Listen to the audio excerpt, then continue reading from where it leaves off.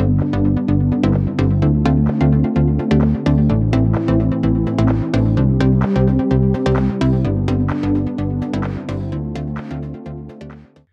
welkom by Gemeente Sonder Grense. Jy is ingeskakel op ons YouTube kanaal.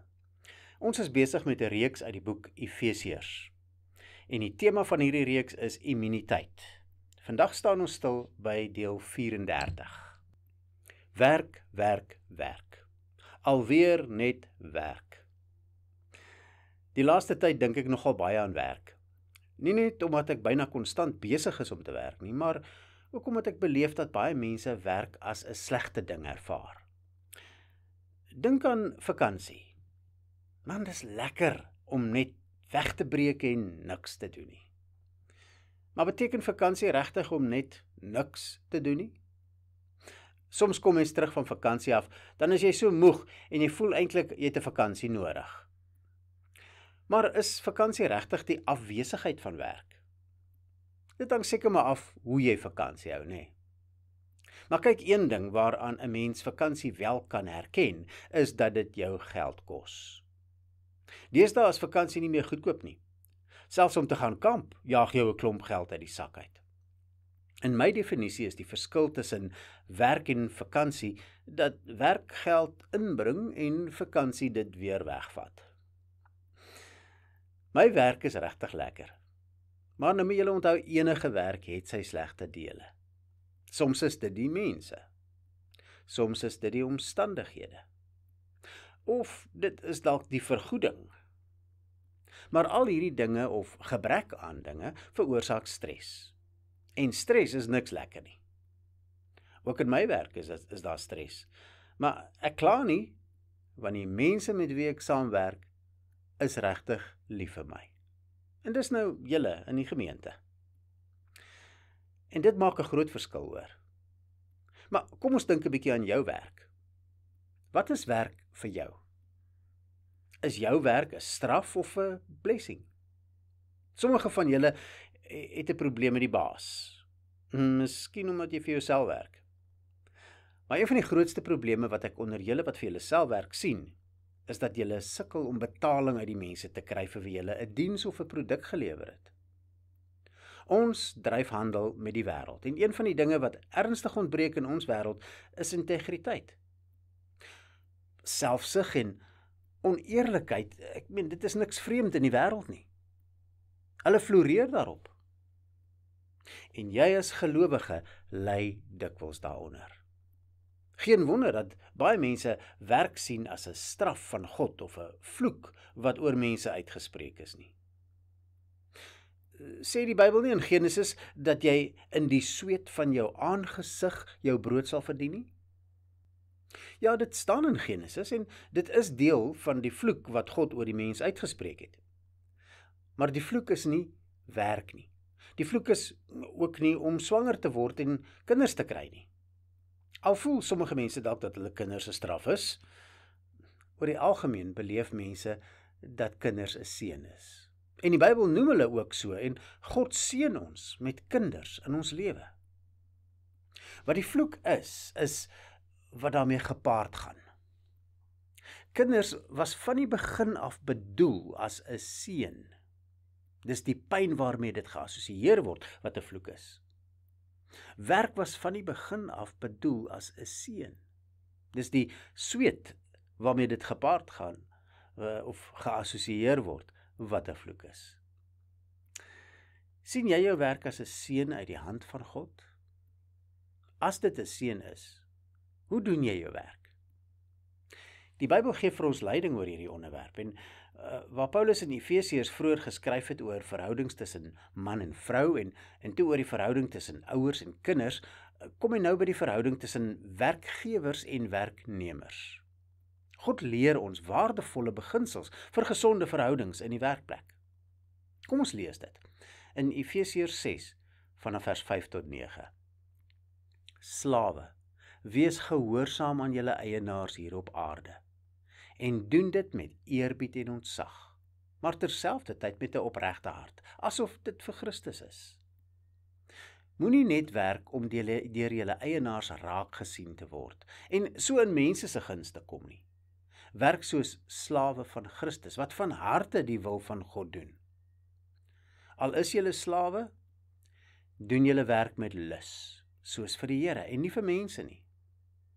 Julle weet tog dat die Here elkeen sal beloon as hy iets goeds gedoen het, of hy nou 'n slaaf of vry is. En eienaars, behandel julle slawe met dieselfde gesindheid. Hou op om hulle te dreig.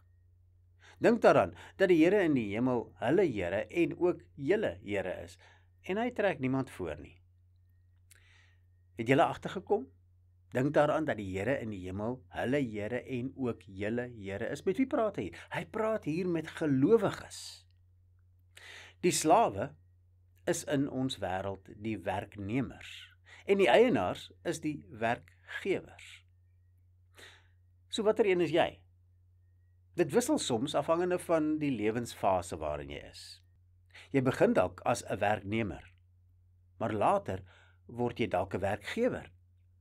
En dan besluit jy soms, nee, hierdie ding om vir myself te werk, werk nie vir my nie. Daai baas is heeltemal te kwaai. En dan verander dit weer. En daarom kan almal van ons maar luister na wat God van albei verwag. En dalk kry ons net so 'n bietjie begrip ook vir mekaar.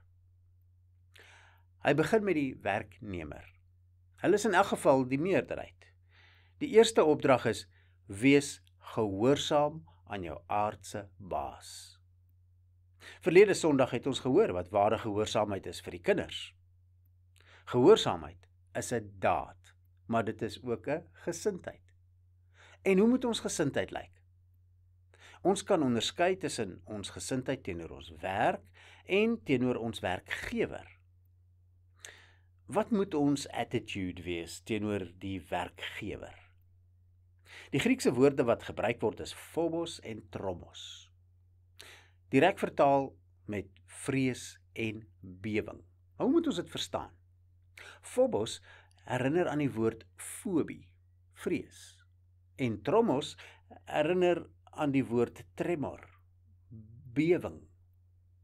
Nou as julle nou net so effens oplettend was in die laaste jaar, sou julle agtergekom het dat ek nogal redelik baie bewe. So erg dat ek toe nou maar die dokter gaan sien het om aandrang van my vrou en my kinders. Hy het my gediagnoseer met intention tremor.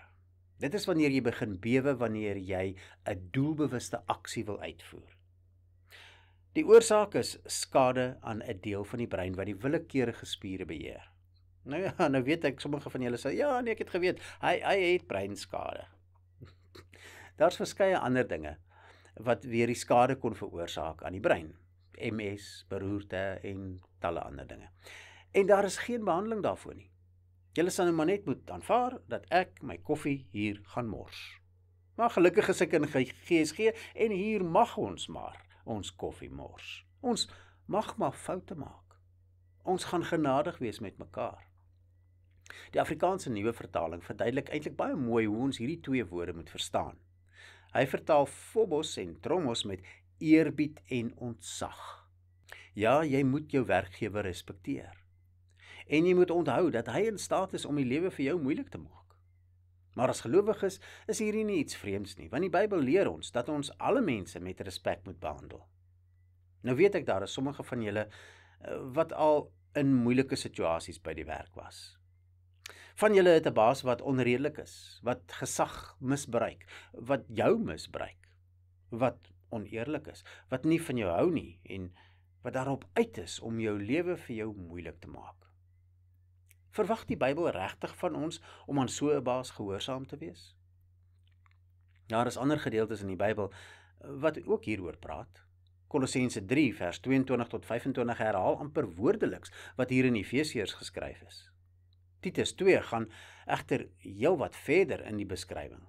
Daar lees ons in vers 9 en 10, die slawe moet in alles aan hulle eienaars onderdanig wees en hulle tevrede stel.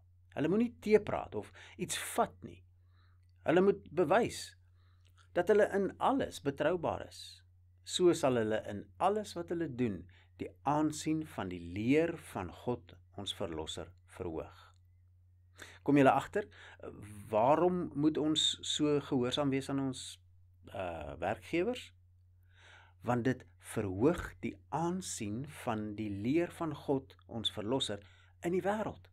Die wêreld sien God en die Bybel en dit wat ons leer hier in die kerk as iets wonderlik, as iets moois. Dit verhoog die aansien daarvan en dit moet ons doen vir die wêreld. Die wêreld moet 'n positiewe siening hê van dit wat ons glo en in wie ons glo.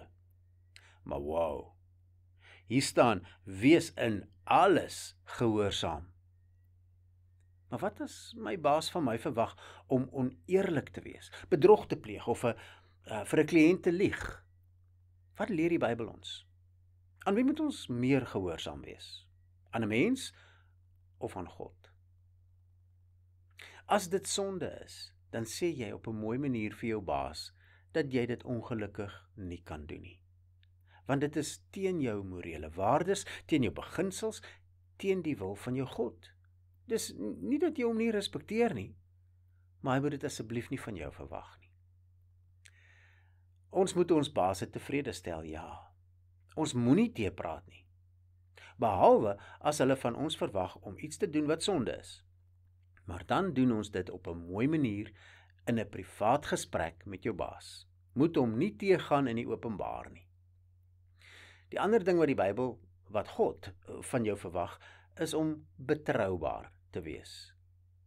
Jou baas moet weet, as ek iets goed gedoen wil hê, dan moet ek dit vir Kobus gee, of vir Linda. Selfs al is hy nie bereid om dit te erken nie, hier diep binnekant weet hy, dat jy die werk uitstekend sal doen, dat jy jou beste sal gee, en dat hy jou kan vertrou. Maar dit neem tyd om so 'n reputasie op te bou. En natuurlik, wat staan daar nog? Moenie steel nie. Moenie steel by die werk nie. Moenie op enige plek steel nie. Maar veral nie by die werk nie. Moenie skryfbehoeftes vat nie. Moenie te veel suiker en melk vat net omdat jy nie daarvoor hoef te betaal nie. Moenie werkstyd steel nie. As daar natuurlik nie iets is om te doen nie, is dit 'n ander saak. Maar sommige mense het 'n besondere vaardigheid aangeleer. Hulle steel tyd terwyl hulle vreeslik besig lyk.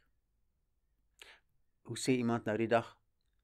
As jy iewers heen loop, doen dit net vinnig en hou altyd 'n paar papiere in jou hand. Lyk besig. Maar kom ons gaan terug na Efesiërs toe. Ons moet eerbied en ontzag hê met die regte attitude. En dit is, hier staan, met 'n opregte hart. Dit moenie vals wees of aangeplak of skynheilig nie. Dit sal beteken dat jy regtig met die Here moet praat oor daardie moeilike baas van jou. Baase kan soms baie onsensitief wees vir 'n mens se gevoelens, solank die werk net gedoen word. Gee daai baas vir die Here en vra vir die Here om 'n liefde in jou te kweek vir hom of vir haar. En moenie net werk om in jou baas se goeie boekies te kom nie. Die teks leer ons dat ons nie net moet werk om deur hom raak gesien te word nie. Dis valse motiewe. Maar jy ken nie my baas nie. Daai ou is mislik. Hy's totaal onregverdig, onredelik. En miskien sit jy in 'n situasie waar jy geen ander heenkome het nie. Jy moet eenvoudig bly. Jy het 'n gesin vir wie jy moet sorg. So wat sê die Bybel? 1 Petrus 2, vers 18 tot 20. Bediendes, onderwerp julle met die nodige ontzag aan julle werkgewers, of hulle nou goedhartig en vriendelik of onredelik is. Dit is genade as iemand die pyn van onverdiende lyding verduur, omdat hy aan God getrou wil wees. Met ander woorde, selfs al is jou baas onredelik, doen wat reg is en doen wat goed is, en praat met die Here daaroor, want hy is die een wat harte kan verander. Vra hom en vertrou hom om jou in staat te stel om elke situasie te kan hanteer. Die volgende vers sê, doen jou werk met lus. Maar hoe kry 'n mens dit reg as die baas en die werksomstandighede en dikwels jou kollegas dit vir jou moeilik maak? Paulus gee 3 maal vir ons die oplossing. In vers 5, vers 6 en vers 7 sê hy elke keer vir ons hoe ons werk moet doen. soos vir die Here, asof vir Christus. Ons is slawe van Christus. Dit beteken, ons werk nie in die eerste plek vir 'n aardse baas nie. Ons doen ons werk vir God. As God die heeltyd vir my staan en kyk, terwyl ek werk, hoe gaan ek werk? In the Reader's Digest, there was a humorous illustration. A retired friend became interested in the construction of an addition to a shopping mall. Observing the activity regularly, he was especially interested by the conscientious operator of a large piece of equipment. The day finally came when my friend had a chance to tell this man how much he'd enjoyed watching his scrupulous work. Looking astonished, the operator replied, "You not the supervisor?" Ons moet werk asof die een wat na my staan en kyk, my baas is. En dan moet ons onthou, dat God my ware baas is. En dit gaan uiteindelik bepaal hoe ek my werk doen. Maar dalk is jy die baas. Hoe behoort jy teenoor jou werkers op te tree? Met dieselfde gesindheid. Onthou weer hoofstuk 5 vers 21. Wees uit eerbied vir Christus aan mekaar onderdanig. Jy het die verantwoordelikheid om jou werkers se belange voor jou eie te stel. Dennis de Haan skryf, "My brother worked 42 years for the Herman Miller Furniture Company. At his retirement dinner he said, 'This is my company.